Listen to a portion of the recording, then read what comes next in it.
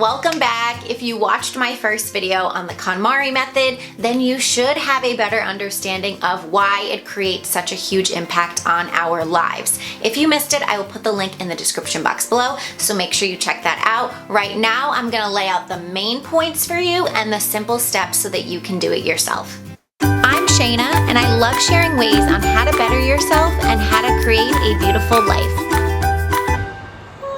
Marie Kondo suggests getting an early start around 6:30 a.m. and to not play any music in the background so that you can concentrate and easily tap into your intuition. So this may be a little bit of a challenge if you're like me and enjoy listening to music when you're cleaning, but she's a professional, so we'll just trust her. Now, this method is meant to be done in one shot, in one quick span of time, and not little by little and not over a few days. Before you begin, you want to visualize the lifestyle that you want, and you want to ask yourself, why do I want this lifestyle?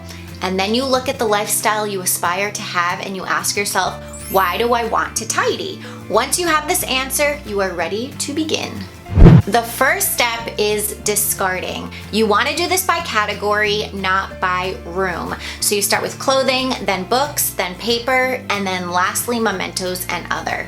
This order does have purpose, so you want to make sure that you're following it. Clothing is the easiest to part with, while mementos is the most difficult. So as you move through each category, you're really learning to trust your intuition, and it gets easier and easier to say goodbye to items.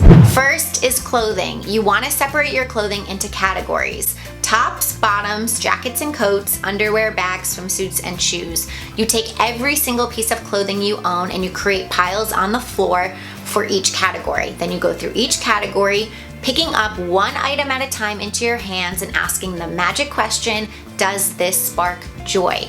You want to make sure that you're answering this intuitively and not analytically. Listen to your body and not that crazy mind up there, okay? How many times do we go through our closets and we come up with 1,000,002 reasons why we should keep that sweater we got 6 years ago that we haven't worn in 2 years?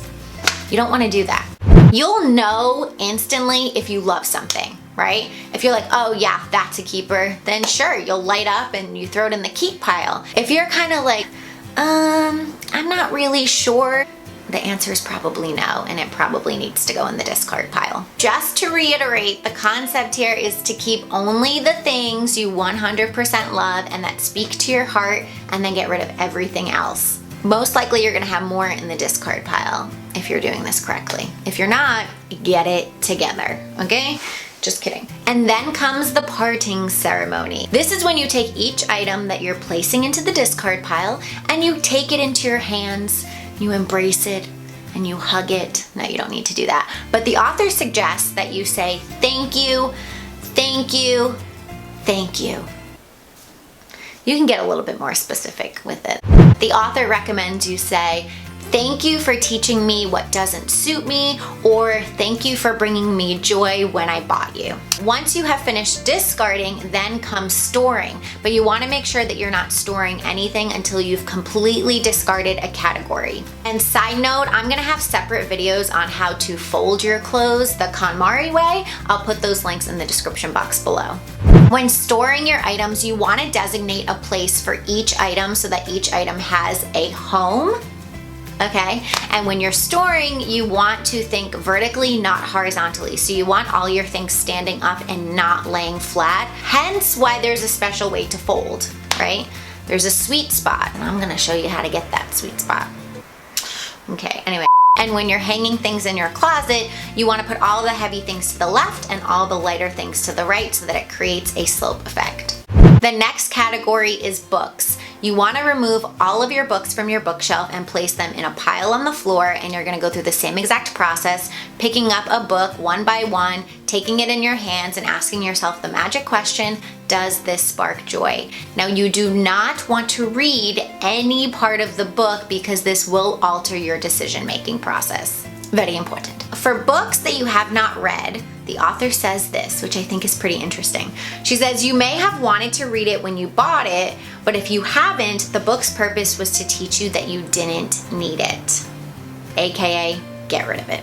And then you store the books that you absolutely love back on your bookshelf. Next category, papers. She says that you should dispose of anything that does not fit into one of 3 categories. Currently in use, needed for a limited period of time, and must be kept indefinitely. Once you've discarded, then you should only have 3 folders to store papers in. Needs attention, should be saved, contractual documents, and should be saved others. And then you're gonna go through your mementos, which are cards, letters, photos, etc. Anything that holds a little bit more of a special meaning, you're gonna go through that category. And then lastly, you're gonna go through other items such as CDs and DVDs, skincare products, makeup, accessories, valuables, electrical equipment, household equipment, supplies, kitchen goods, and food supplies, and other. Get rid of all mysterious cords, spare buttons, and put all loose change into your wallet.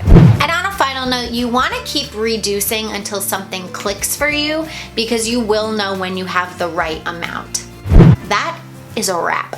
That is the KonMari method in its most basic form. In my next video after this one, I'm gonna take you guys through my personal experience, how much I discarded, where I had a little bit of trouble and how I overcame it.